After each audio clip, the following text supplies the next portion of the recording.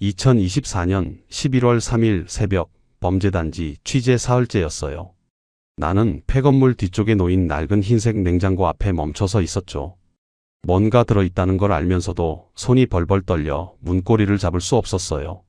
경찰은 말했습니다. 기자님, 이 안 열고 촬영하시죠. 나는 끝내 문을 열지 못했어요.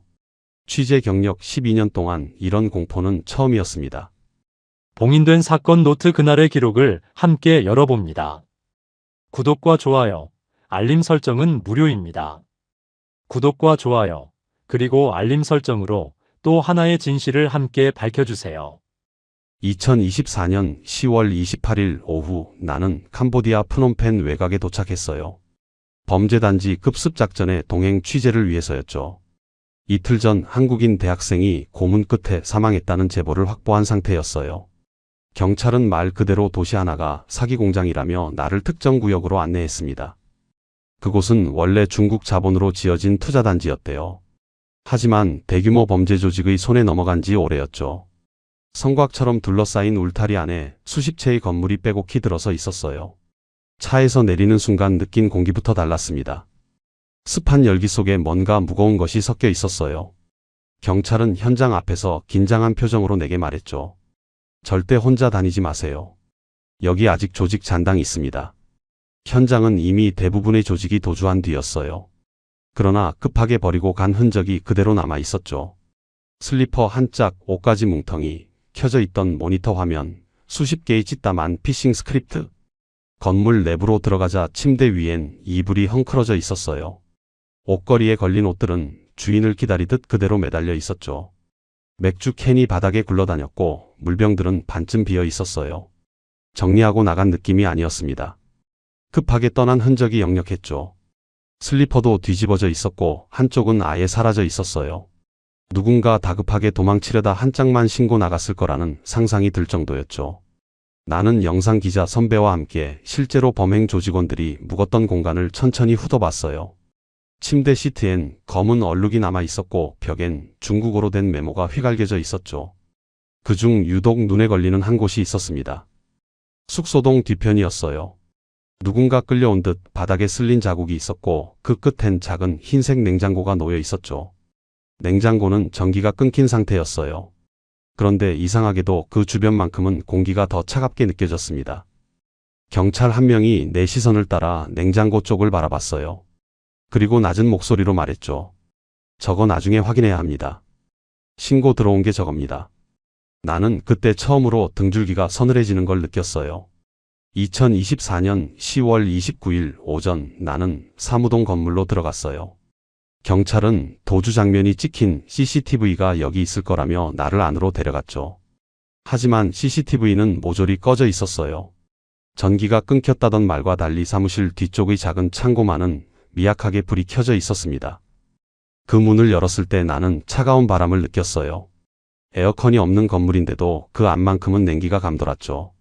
방 한쪽에서 본 건 피가 마른 상태로 굳어있는 콘크리트 바닥이었어요. 검붉은색이 선명했습니다. 그 위에 손목 결박근이 놓여 있었죠. 끈엔 살점이 묻어 있었어요. 나는 숨이 멎는 것 같았습니다. 벽면을 보니 손톱으로 긁은 자국이 여러 개 남아 있었어요. 누군가 필사적으로 저항했던 흔적이었죠. 손톱 파편이 벽 틈에 박혀 있었습니다. 경찰이 손전등을 비추자 바닥 구석에서 이빨 한 개가 발견됐어요. 나는 뒷걸음질 쳤습니다. 가슴이 답답해지고 숨쉬기가 힘들어졌죠. 옆에 있던 현지 경찰은 태연한 표정이었어요. 이곳에선 흔한 일이라는 듯 담배를 꺼내 물었습니다. 나는 그 모습이 더 섬뜩하게 느껴졌죠. 방 안쪽으로 더 들어가자 철제 의자가 하나 놓여 있었어요. 의자 다리엔 족쇄 흔적이 남아 있었고 좌석 부분엔 검은 핏자국이 번져 있었습니다. 의자 옆 바닥엔 전기 충격기로 보이는 기구가 버려져 있었어요. 손잡이 부분이 피로 얼룩져 있었죠. 나는 카메라를 들었지만 손이 떨려 제대로 촬영할 수 없었어요. 뷰파인더 속 화면이 자꾸 흔들렸죠. 셔터를 누를 때마다 손가락에 힘이 들어가지 않았습니다. 벽 한쪽엔 중국어로 쓰인 메모가 붙어 있었어요. 경찰이 번역해줬습니다. 후의원 개런티 미납시 처리 방법이라고 적혀 있었대요. 그 아래 리스트엔 한국인 이름 6개가 적혀 있었죠. 나는 그 순간 온몸에 소름이 돋았어요. 이름 옆엔 금액이 표시되어 있었습니다. 사람을 돈으로 환산한 숫자들이었죠. 어떤 이름 옆엔 빨간색 줄이 그어져 있었어요. 경찰 한 명이 말했습니다. 기자님, 냉장고 쪽 먼저 가보시죠. 신고가 들어온 게 그겁니다. 나는 그제야 며칠 전 들었던 제보를 떠올렸어요. 도주한 한국인 조직원 중 한 명이 혹시 모르니 그 냉장고는 열지 말라는 말을 남겼다는 것이었죠. 범죄자가 왜 경찰에게 그런 경고를 했을까요? 그 말이 불길하게 머릿속을 계속 맴돌았어요. 건물 밖으로 나와 뒤편으로 향했습니다. 냉장고가 있는 곳이었죠. 가까이 갈수록 구역질이 올라왔어요. 뭔가 썩은 냄새가 희미하게 풍겨왔습니다. 습한 열기 속에서도 등줄기가 식어가는 느낌이 들었어요. 냉장고 주변의 흙바닥엔 10cm 정도 끌린 자국이 이어져 있었어요. 경찰이 특수 채광등을 비추자 바닥 흙 속에서 지문 흔적과 함께 검붉은 색의 얼룩이 희미하게 드러났죠. 냉장고 문틈 아래에서 정체 모를 액체가 말라붙은 흔적이 발견됐어요. 파리 몇 마리가 그 주변을 맴돌고 있었습니다. 옆 풀숲엔 찢어진 천 조각이 버려져 있었죠. 경찰은 내게 말했죠. 영상 기록 필요하죠? 준비되셨으면 열겠습니다. 나는 긴장된 숨을 고르며 카메라를 들었어요. 하지만 손이 자꾸 흔들렸습니다. 심장이 미친 듯이 뛰었죠. 가슴이 조여오는 것 같았어요. 옆에 있던 현지 경찰이 태연하게 말했어요. 이곳 가끔은 시신을 숨길 때 냉장고를 씁니다. 나는 마른 침을 삼켰습니다. 다리에 힘이 풀리는 것 같았어요. 카메라를 든 손이 땀으로 미끄러웠죠. 경찰 2명이 냉장고 앞에 섰습니다. 한 명은 손잡이를 잡았고 다른 한 명은 문을 열 준비를 했죠. 나는 카메라 뷰파인더 뒤에서 그 장면을 바라보고 있었어요. 손에 땀이 흥건히 배어났습니다. 문이 철커덕하고 5cm쯤 열리는 순간 안에서 악취가 흘러나왔어요. 오래된 생선 비린내와 금속이 썩은 듯한 냄새가 뒤섞여 있었죠. 달콤하면서도 역겨운 부패취였습니다. 나는 구역질을 참으며 뒷걸음질 쳤어요. 카메라가 바닥에 떨어질 뻔했죠. 기자님 괜찮아요. 찍어야죠. 경찰의 목소리가 들렸지만 도무지 앞으로 나갈 수 없었습니다. 다리가 굳어버린 것 같았어요. 온몸이 경직됐죠. 경찰은 천천히 문을 더 열었습니다. 나는 눈을 감았다가 다시 떴어요. 그리고 그 안을 봤습니다. 2시 2024년 10월 29일 오후 냉장고 문이 완전히 열렸어요. 나는 카메라를 든 채 그 자리에 얼어붙었습니다. 다행히 시신은 없었어요. 하지만 그 안에 놓인 것들은 차라리 시신보다 더 끔찍했죠. 냉장고 바닥엔 피로 젖은 여성의 옷가지가 뭉쳐져 있었어요. 흰색 티셔츠였는데 가슴 부분이 찢어져 있었죠. 옷감엔 손톱 자국이 선명했습니다. 누군가 필사적으로 저항했던 흔적이었어요. 그 옆엔 머리카락 한 움큼이 놓여 있었습니다. 뿌리 부분엔 두피 조직이 붙어 있었죠. 뽑힌 게 아니라 찢겨나간 것처럼 보였어요. 나는 입을 막았습니다. 냉장고 안쪽 벽면엔 손톱으로 긁은 자국이 수십 개 새겨져 있었어요. 누군가 안에 갇혀 있었다는 뜻이었죠. 살려달라고 긁었을 손톱 자국들이었습니다. 경찰이 손전등을 더 깊숙이 비췄어요. 그러자 냉장고 구석에서 중국어로 쓰인 문서가 발견됐습니다. 후의원 개런티 명단이라고 적혀 있었죠. 명단엔 한국인 이름 12개가 적혀 있었어요. 이름 옆엔 금액이 표시되어 있었습니다. 3,000달러, 5,000달러, 8,000달러. 사람마다 가격이 달랐죠. 어떤 이름 옆엔 빨간색으로 처리 완료라고 쓰여 있었어요. 나는 그 의미를 알 것 같아 더 끔찍했습니다. 손이 떨려 문서를 제대로 촬영할 수 없었죠. 경찰이 말했어요. 이거 보세요. 냉장고 손잡이 안쪽을 가리켰습니다. 그곳엔 피로 얼룩진 지문이 여러 개 찍혀 있었어요. 안에서 밖으로 나가려고 필사적으로 밀었던 흔적이었죠. 냉장고 문틈엔 손톱 2개가 끼어 있었습니다. 부러진 채로 박혀 있었어요. 나는 더 이상 참을 수 없었습니다. 옆으로 돌아서서 구역질을 했죠. 경찰은 태연하게 증거물을 수거하기 시작했어요. 나는 그 모습을 보며 이곳에선 이런 일이 얼마나 흔한 건지 궁금했습니다. 아니, 궁금하고 싶지 않았죠. 냉장고 주변 땅을 파기 시작했어요. 삽으로 20cm쯤 파내자 검붉은 흙이 드러났습니다. 피가 스며든 흙이었죠. 경찰이 더 깊이 파자 비닐 조각이 나왔어요. 비닐엔 머리카락과 피가 묻어 있었습니다. 그리고 그 아래에서 치아 2개가 더 발견됐어요. 어금니였습니다. 나는 뒷걸음질치며 그 자리를 벗어났죠. 숙소동 쪽으로 걸어가는데 다리에 힘이 없었어요. 제대로 걷지도 못했습니다. 영상 기자 선배가 내 어깨를 잡아줬죠. 괜찮냐고 물었지만 나는 대답할 수 없었어요. 건물 안으로 다시 들어갔습니다. 2층 복도를 지나는데 방 하나가 열려 있었어요. 안을 보니 침대가 2개 놓여 있었죠. 침대 시트엔 핏자국이 여기저기 묻어 있었습니다. 벽엔 손바닥 자국이 찍혀 있었어요. 피로 찍힌 손바닥이었죠. 누군가 벽을 짚고 일어서려 했던 것 같았습니다. 바닥엔 발자국도 남아 있었어요. 발자국은 침대에서 문 쪽으로 이어졌다가 다시 침대로 돌아왔어요. 도망치려다 붙잡힌 흔적처럼 보였죠. 나는 그 방을 더 이상 보고 싶지 않았습니다. 복도 끝 화장실로 들어갔어요. 세면대엔 피가 말라붙어 있었습니다. 거울엔 금이 가 있었고 거울 파편이 바닥에 흩어져 있었죠.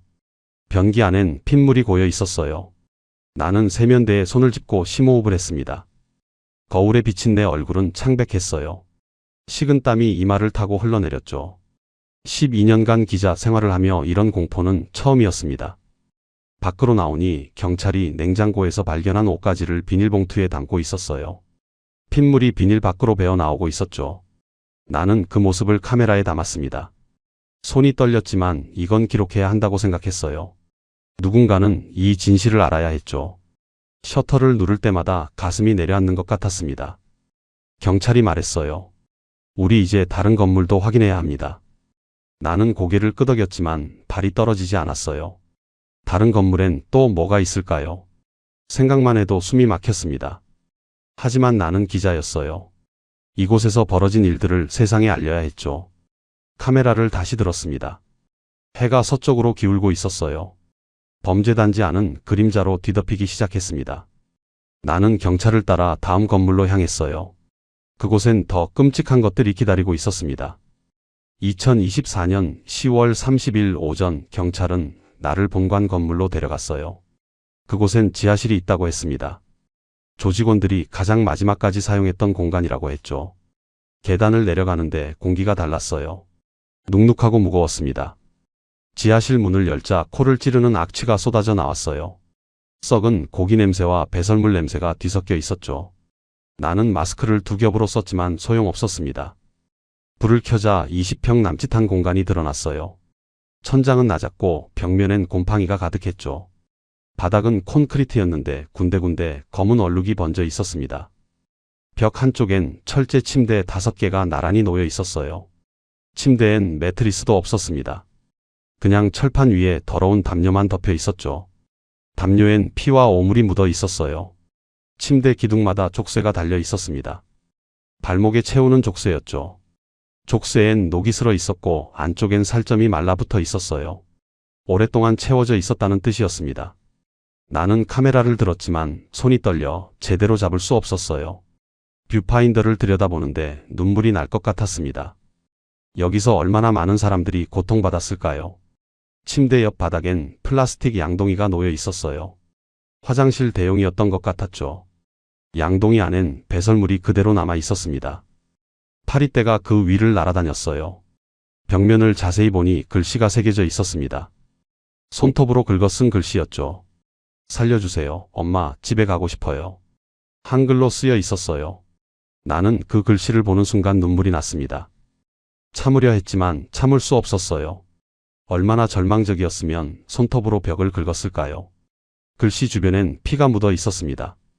다른 벽면엔 날짜가 적혀 있었어요. 2024년 7월 3일, 2024년 7월 10일, 2024년 7월 17일.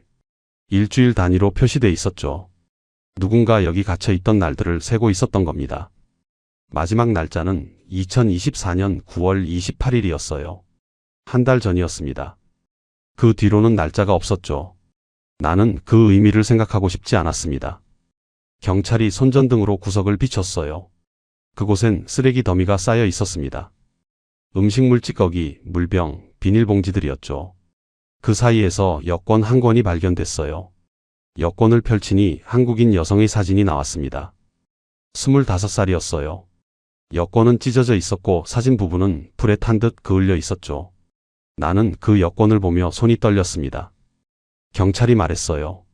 이 사람 실종 신고 들어온 사람입니다. 나는 고개를 끄덕였지만 아무 말도 할 수 없었어요. 이 여성은 지금 어디 있을까요? 살아 있을까요? 지하실 안쪽으로 더 들어가니 작은 방이 하나 더 있었어요. 방문엔 자물쇠가 채워져 있었습니다. 경찰이 자물쇠를 끊고 문을 열었죠. 안은 더 좁았어요. 3평도 안 되는 공간이었습니다. 방 안엔 의자 하나만 덩그러니 놓여 있었죠. 철제 의자였는데 팔걸이와 다리 부분에 끈이 묶여 있었어요. 의자 좌석엔 핏자국이 선명했습니다. 등받이 부분에도 피가 튀긴 자국이 여러 개 있었죠.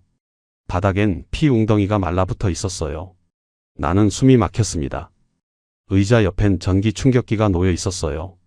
배터리가 연결된 상태였죠. 손잡이 부분엔 피가 묻어 있었습니다. 사용한 지 얼마 안 된 것 같았어요. 벽면엔 철봉이 박혀 있었습니다. 사람을 매달아 놓기 위한 봉이었죠.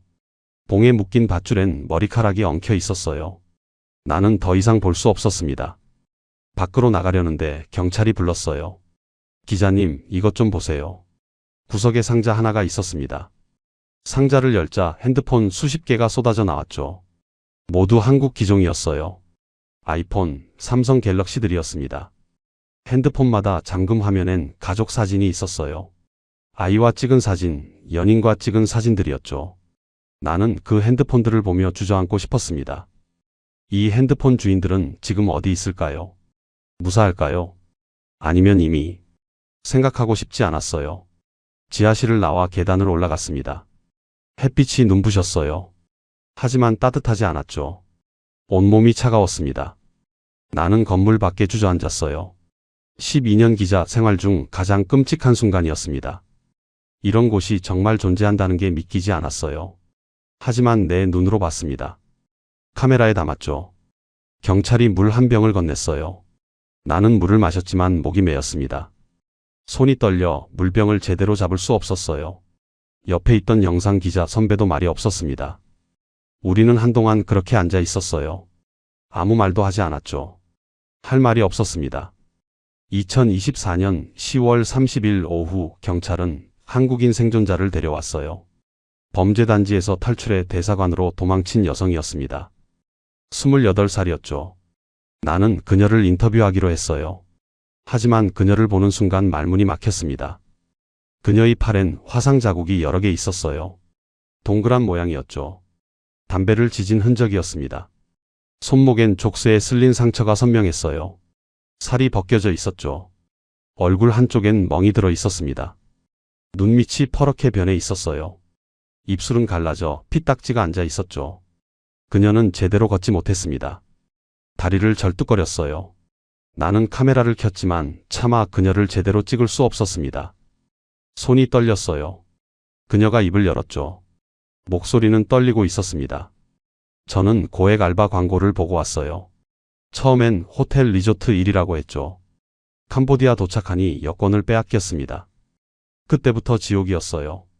그녀는 말을 이어갔어요. 매일 새벽 5시에 일어나서 밤 12시까지 일했대요. 피싱 전화를 걸어야 했죠. 하루 목표액이 있었다고 했습니다. 목표액을 못 채우면 맞았대요. 전기 충격기로 맞았다고 했죠. 허벅지에 대고 누르면 온몸이 경련을 일으켰다고 했습니다. 그녀의 목소리는 점점 작아졌어요. 어떤 날은 물도 안 줬어요.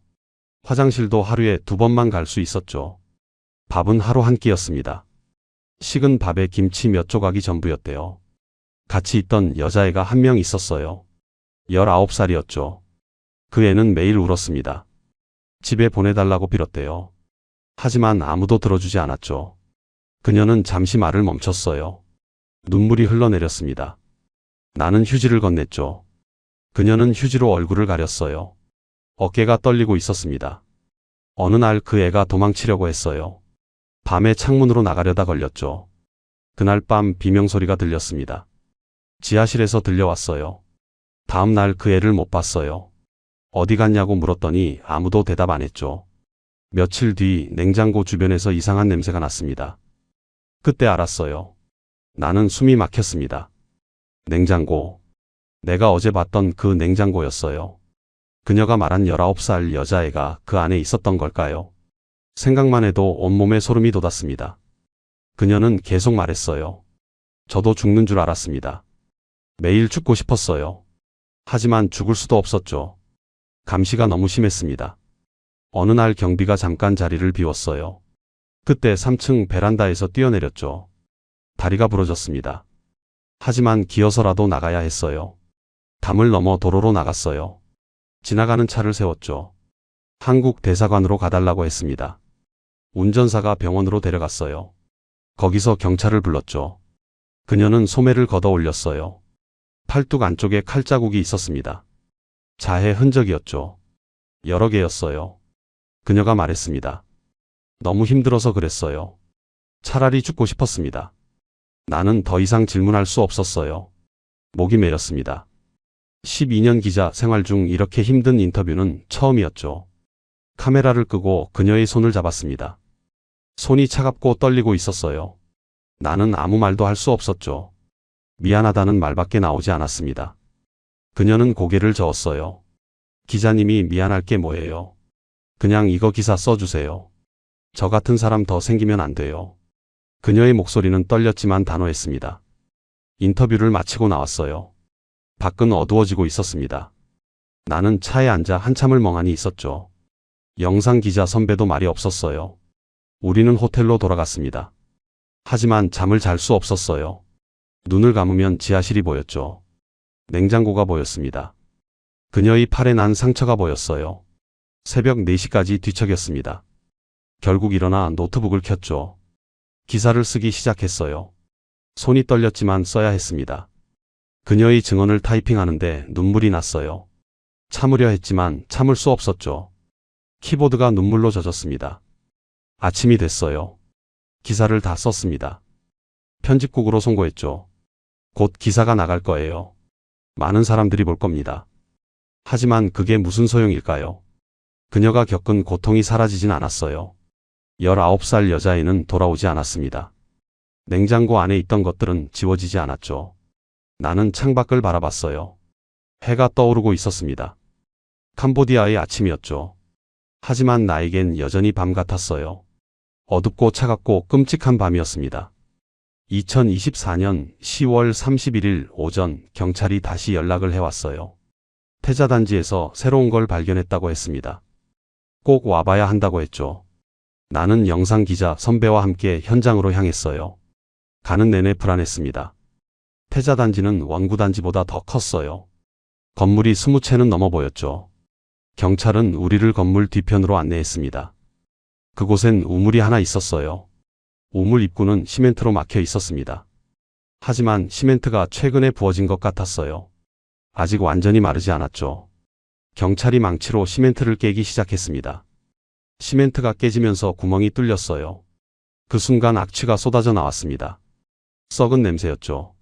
나는 뒷걸음질 쳤어요. 마스크를 3겹 썼지만 소용없었습니다. 경찰이 손전등으로 우물 안을 비췄어요. 물은 없었습니다. 대신 뭔가 쌓여 있었죠. 자세히 보니 검은 비닐봉지들이었어요. 크고 두꺼운 비닐이었습니다. 사다리를 타고 내려가야 한다고 했어요. 나는 고개를 저었습니다. 내려갈 수 없었죠. 경찰 2명이 먼저 내려갔어요. 나는 위에서 카메라로 촬영했습니다. 경찰이 비닐봉지 하나를 열었어요. 그 안에서 옷가지가 나왔습니다. 피로 얼룩진 옷들이었죠. 티셔츠, 청바지, 속옷들이었어요. 모두 찢어져 있었습니다. 다른 봉지를 열었어요. 그 안엔 신발이 들어 있었습니다. 운동화, 구두, 슬리퍼들이었죠. 신발마다 주인이 있었을 겁니다. 이제 그들은 어디 있을까요? 3번째 봉지를 열 때였어요. 경찰이 갑자기 뒤로 물러났습니다. 손으로 입을 막았죠. 나는 줌을 당겨봤어요. 그리고 보았습니다. 비닐 안엔 뼈가 들어 있었어요. 사람 뼈였습니다. 손가락뼈, 발가락뼈들이 뒤섞여 있었죠. 그 사이엔 머리카락 다발도 있었어요. 나는 카메라를 떨어뜨릴 뻔했습니다. 경찰이 위로 올라왔어요. 표정이 굳어 있었습니다. 더 내려가기 힘들다고 했죠. 전문 감식팀을 불러야 한다고 했어요. 나는 고개를 끄덕였습니다. 우물에서 멀어지는데 다리에 힘이 없었어요.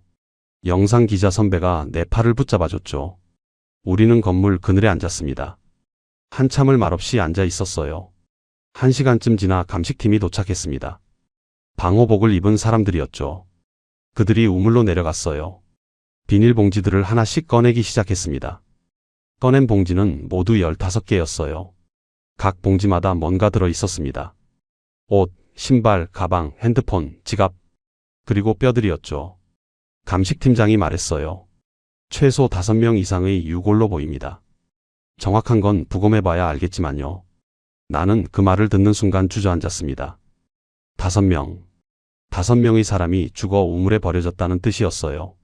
그들은 누구였을까요? 가족은 있었을까요? 지금 어디선가 기다리고 있을까요? 건물 안으로 들어갔습니다. 3층 한 방에서 노트가 발견됐어요. 공책이었죠. 한글로 쓰여 있었습니다. 일기였어요. 첫 장을 펼쳤습니다. 2024년 6월 15일이라고 적혀 있었어요. 오늘 여기 도착했다. 호텔이라더니 감옥이었다. 도망가고 싶다. 다음 장을 넘겼어요. 6월 20일. 맞았다. 전기 충격기로 맞았다. 온몸이 아프다. 엄마 보고 싶다. 눈물 자국이 글씨를 번지게 했습니다. 계속 넘겼어요. 7월 3일. 옆방 사람이 사라졌다. 어디 갔는지 아무도 말 안 해준다. 무섭다. 7월 10일. 오늘 지하실에서 비명소리 들렸다. 내일은 나일까? 마지막 장이었습니다. 7월 15일. 더 이상 못 견디겠다. 오늘 도망칠 거다. 안 되면 죽는 거다. 여기 있는 것보다 낫다. 엄마 미안해. 그 뒤론 날짜가 없었어요. 일기는 거기서 끝났습니다. 나는 공책을 덮었죠. 손이 떨렸어요. 이 일기를 쓴 사람은 지금 어디 있을까요? 혹시 우물 안 비닐봉지 중 하나에? 생각하고 싶지 않았습니다.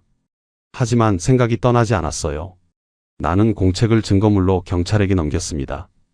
건물 밖으로 나왔어요. 감식팀은 아직 우물에서 작업 중이었습니다. 비닐봉지들이 줄지어 놓여 있었죠. 하나하나가 누군가의 삶이었을 겁니다. 해가 중천에 떠 있었어요. 뜨거운 햇살이 내리쏟아졌죠. 하지만 나는 추웠습니다. 온몸이 얼어붙은 것처럼 차갑고 무거웠어요. 경찰이 다가와 말했어요. 기자님, 이제 한국 가시는 게 좋겠습니다. 여기 더 있으면 위험해요. 나는 고개를 끄덕였습니다. 떠나고 싶었어요. 하지만 동시에 떠날 수 없었습니다. 이곳에서 벌어진 일들을 더 취재해야 했죠. 세상에 알려야 했어요. 그게 내일이었습니다. 그날 저녁 호텔로 돌아왔어요. 샤워를 했지만 악취가 가시지 않았습니다. 코에 계속 남아 있었죠. 옷을 다 버렸어요. 그래도 냄새는 사라지지 않았습니다. 침대에 누웠지만 잠이 오지 않았어요. 눈을 감으면 우물이 보였습니다. 비닐봉지들이 보였죠. 일기장의 글씨가 보였어요. 엄마 보고 싶다.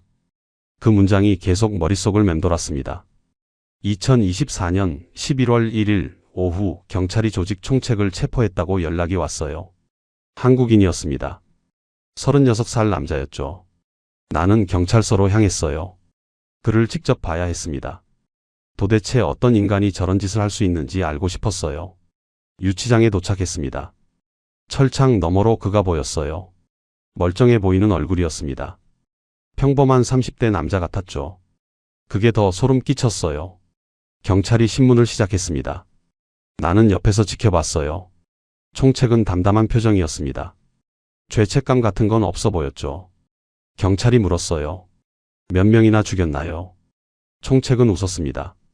기억 안 나요. 많이요. 그의 목소리는 평온했어요. 마치 날씨 얘기하듯 말했죠. 나는 주먹을 쥐었습니다. 손톱이 손바닥에 박혔어요. 경찰이 계속 물었습니다.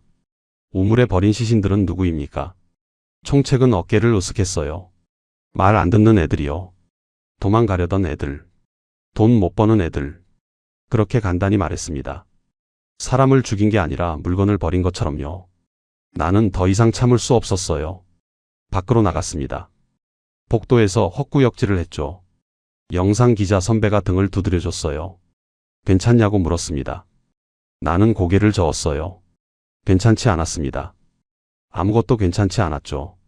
경찰서를 나왔습니다. 차에 앉아 한참을 멍하니 있었어요. 그의 얼굴이 계속 보였습니다. 담담하게 웃던 그 표정이요. 악마는 뿔이 있는 게 아니었어요. 평범한 얼굴을 하고 있었습니다. 다음 날 감식 결과가 나왔어요. 우물에서 발견된 유골은 모두 6명의 것이었습니다.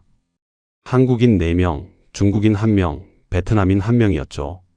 나이는 19살부터 32살까지였어요. 모두 젊었습니다. 사인은 둔기에 의한 타격, 질식사, 다발성 골절이었죠. 고문 끝에 죽었다는 뜻이었어요. 한국인 4명 중 1명은 일기장 주인이었습니다. 23 여성이었어요. DNA가 일치했죠. 그녀는 결국 도망치지 못했던 겁니다. 7월 15일 그날 밤 잡혔을 거예요. 그리고 우물에 버려졌습니다. 나는 보고서를 읽으며 눈물이 났어요. 참으려 했지만 참을 수 없었습니다. 보고서가 눈물에 젖었죠. 경찰은 냉장고에서 발견된 머리카락도 분석했어요. 19살 여성의 것이었습니다. 생존자가 증언했던 그 여자애였죠. 실종 신고가 들어와 있었대요. 부모님이 석 달째 찾고 계셨다고 합니다. 딸이 좋은 일자리 찾았다며 캄보디아 간다고 했대요. 그 뒤로 연락이 끊겼다고 했죠. 나는 더 이상 읽을 수 없었습니다. 오후에 또 다른 생존자를 만났어요. 남자였습니다. 31살이었죠. 그는 조직에서 회계 일을 했대요. 돈 계산하는 일이었습니다. 그가 말했어요. 사람마다 가격이 있었어요. 후의원 개런티라고 불렀죠. 한 명당 3,000달러에서 1만 달러까지였습니다. 젊고 학력 높으면 비쌌어요. 조직은 사람을 사고 팔았습니다. 브로커가 데려오면 돈을 줬죠. 그 사람이 돈을 못 벌면 다른 조직에 넘겼어요. 더 싼 값에요. 그렇게 계속 넘어갔습니다. 끝까지 못 쓰는 사람은 어떻게 됐냐고 물었어요. 그는 고개를 숙였습니다. 한참 있다가 말했죠. 우물이나 냉장고요. 조용히 처리됐어요. 처리. 그가 쓴 단어였습니다. 사람을 죽인 게 아니라 처리한 거였죠. 나는 소름이 돋았어요. 이들에게 사람은 사람이 아니었습니다. 상품이었어요. 그는 계속 말했습니다. 저도 도망치고 싶었어요. 하지만 무서워서 못했죠. 도망치다 걸리면 어떻게 되는지 봤으니까요. 지하실에 끌려가면 살아나올 수 없었어요. 비명소리가 매일 밤 들렸대요. 지하실에서요. 처음엔 무서웠지만 나중엔 익숙해졌다고 했습니다. 그게 더 무섭다고 했죠. 사람이 어떻게 그런 것에 익숙해질 수 있냐고요. 나는 아무 말도 할 수 없었습니다. 그저 듣고 있었어요. 그의 증언을 녹음했습니다. 하나하나가 증거였죠. 세상이 알아야 할 진실이었어요. 인터뷰를 마치고 나왔어요. 해가 지고 있었습니다. 캄보디아 하늘은 붉게 물들어 있었죠. 아름다운 풍경이었어요. 하지만 내 눈엔 피처럼 보였습니다. 호텔로 돌아가는 길에 범죄단지를 다시 지나갔어요. 경찰 테이프가 쳐져 있었습니다. 아무도 없었죠. 텅 빈 건물들만 서 있었어요. 저 안에서 얼마나 많은 사람들이 고통받았을까요? 얼마나 많은 비명이 울려 퍼졌을까요? 얼마나 많은 눈물이 흘렀을까요? 나는 알 수 없었습니다. 하지만 한 가지는 알았어요. 이건 끝이 아니라는 거요. 이 조직만 있는 게 아니었습니다. 캄보디아 곳곳에 이런 곳이 있었죠. 라오스에도 있었어요. 미얀마에도 있었습니다. 수천 명의 한국인이 지금 이 순간에도 갇혀 있었어요. 고문당하고 있었습니다. 죽어가고 있었죠. 나는 무력했어요. 기사를 쓰는 것밖에 할 수 없었습니다. 그날 밤 마지막 기사를 작성했어요. 손이 떨렸지만 썼습니다. 본 것들을 모두 담았어요. 증언들을 기록했죠. 사진들을 첨부했습니다. 새벽 4시에 송고를 끝냈어요. 모든 걸 보냈습니다. 이제 한국으로 돌아갈 시간이었죠. 나는 짐을 쌌어요. 떠날 준비를 했습니다. 하지만 무언가가 마음에 걸렸어요. 떠나도 되는 걸까요? 아직 밝혀지지 않은 진실이 더 있는 건 아닐까요? 나는 창밖을 바라봤습니다. 동이 트고 있었어요. 2024년 11월 3일 오전 나는 공항으로 향했어요. 캄보디아를 떠나는 날이었습니다. 차 안에서 지난 일주일을 떠올렸죠. 냉장고, 지하실, 우물, 증언들. 모든 게 악몽 같았어요. 하지만 악몽이 아니었습니다. 공항 가는 길에 경찰에게서 마지막 연락이 왔어요. 추가 조사 결과를 알려준다고 했죠. 나는 전화를 받았습니다. 손이 떨렸어요. 망고 단지에서 또 발견됐대요. 건물 뒤편 땅을 팠더니 비닐이 나왔다고 했습니다. 모두 11구였어요. 11명이 더 죽어 묻혀 있었던 겁니다. 나는 숨이 막혔습니다. 11명. 우물의 6명과 합치면 17명이었어요. 확인된 것만요. 아직 발견되지 않은 게 얼마나 더 있을까요? 생각하고 싶지 않았습니다. 경찰이 말을 이었어요. 신원 확인 중인데 대부분 한국인일 것 같다고 했습니다. 실종 신고와 대조 중이래요. 유가족들에게 연락할 거라고 했죠. 전화를 끊었습니다. 나는 차 안에서 한참을 울었어요. 참을 수 없었습니다. 12년 기자 생활 중 처음 취재 현장에서 이렇게 울었죠. 영상 기자 선배도 눈시울을 붉혔습니다. 공항에 도착했어요. 체크인을 하고 출국장으로 향했습니다. 뒤를 돌아봤죠. 캄보디아의 마지막 모습이었어요. 하지만 아름답게 보이지 않았습니다. 이 나라 어딘가에 아직도 갇혀있는 사람들이 있었어요. 지금 이 순간에도 고문당하고 있을 겁니다. 도망치고 싶어도 도망칠 수 없는 사람들이요. 나는 그들을 두고 떠나는 거였습니다. 비행기에 올랐어요. 좌석에 앉았지만 마음이 무거웠습니다. 창밖을 바라봤죠. 활주로가 보였어요. 비행기가 천천히 움직이기 시작했습니다. 이륙했습니다. 캄보디아가 점점 작아졌어요. 건물들이 점으로 변했죠. 구름 위로 올라가자 아무것도 보이지 않았습니다. 하지만 나는 알고 있었어요. 저 아래 어딘가에서 누군가 울고 있다는 걸요. 살려달라고 빌고 있다는 걸요. 하지만 아무도 듣지 못한다는 걸요. 나는 눈을 감았습니다. 한국에 도착한 건 밤이었어요.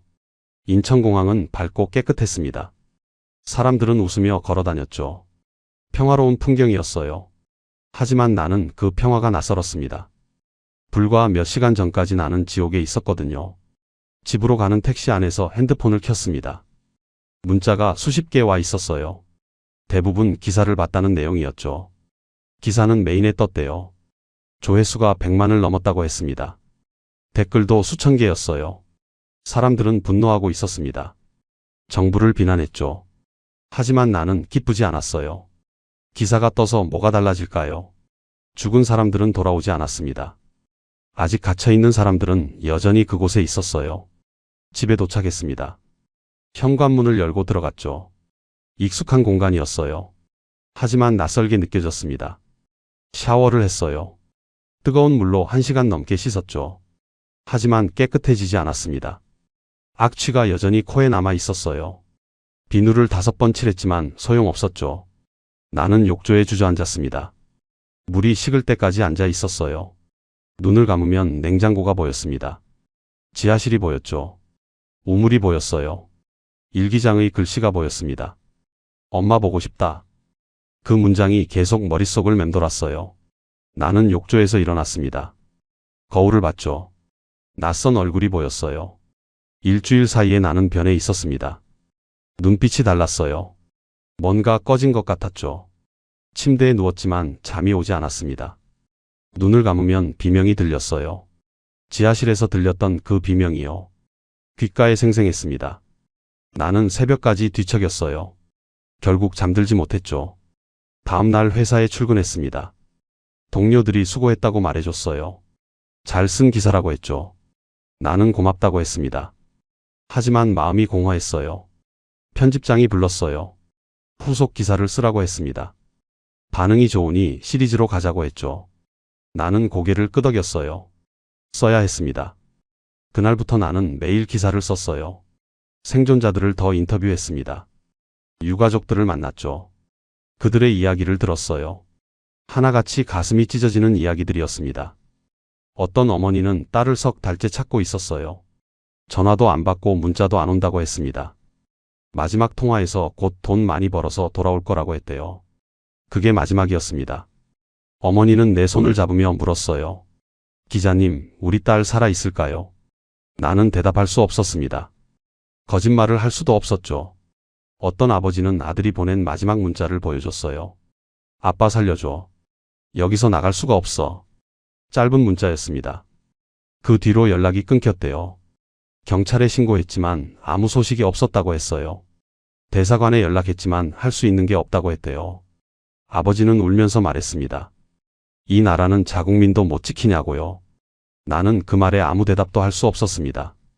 3달이 지났어요. 2025년 2월이 됐습니다.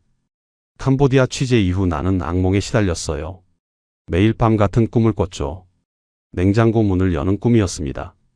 문을 열면 그 안에 사람이 들어 있었어요. 살아있는 사람이요.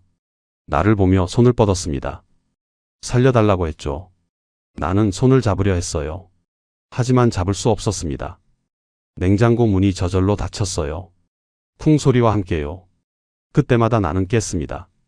식은 땀을 흘리며요. 병원에 갔어요. 의사는 외상 후 스트레스라고 했습니다. 휴식이 필요하다고 했죠. 하지만 쉴 수 없었습니다. 아직 쓸 기사가 많았어요. 아직 구해야 할 사람들이 있었습니다. 지금도 나는 그날을 잊지 못해요. 냉장고 문 앞에서 떨고 있던 그 순간을요. 문을 열지 못했던 그 공포를요. 그 안에 있던 것들을요. 그리고 지금도 어딘가에서 누군가 냉장고 안에 갇혀 있을지 모른다는 사실을요. 2025년 8월 현재 캄보디아 범죄단지 사건은 계속 수사 중입니다. 발견된 시신은 모두 24구예요. 신원이 확인된 건 16명입니다. 나머지는 아직 밝혀지지 않았죠. 실종자는 100여 명이 넘습니다. 조직 총책은 종신형을 받았어요. 하지만 배후는 밝혀지지 않았습니다. 중국 본토로 도주했다는 소문만 있을 뿐이죠. 나는 여전히 기사를 쓰고 있습니다. 생존자들을 만나고 있어요. 유가족들을 인터뷰하고 있죠. 잊히지 않게 하려고요. 어떤 진실은 묻혀서는 안 되니까요. 오늘의 사건, 당신은 어떻게 보셨습니까? 진실은 늘 가까이에 있지만 언제나 그 끝은 안개 속에 있습니다. 잊힌 기록 속에서 당신은 어떤 진실을 보셨나요? 오늘의 사건 노트, 마음에 남으셨나요? 봉인된 사건 노트는 멈추지 않습니다. 구독과 좋아요로 다음 이야기를 함께 열어주세요. 구독과 좋아요 꼭 눌러주세요. 잊혀진 이름들, 사라진 진실, 그날의 흔적, 사건 노트로 찾아뵙겠습니다. 지금까지 봉인된 사건 노트였습니다.